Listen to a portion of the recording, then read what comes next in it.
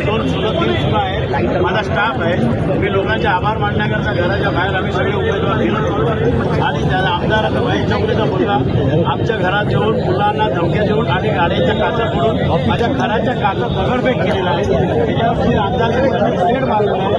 Police कोण त्यांचा होता त्यांनी रिव्हॉल्वर दाखवले, छातीवर रिव्हॉल्वर ठेवले. माझ्या 2 मुलांना आता दुसरीच्या माझ्या कार्यकर्ते आहेत त्याच्यावर चाकूचा हल्ला केलेला आहे. ते आता सिरियस आहेत आणि हे जो ढोले आहे जो सिनियर आहे तो मला लाड्या गोड्या लावतो, तुम्ही इथे आमच्यावर लाठीचार्ज करतो.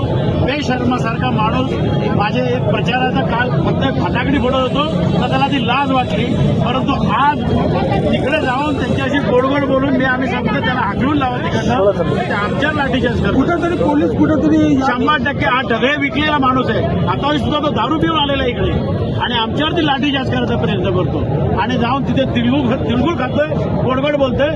आमच्या मुलांचा जीव नाही आहे का?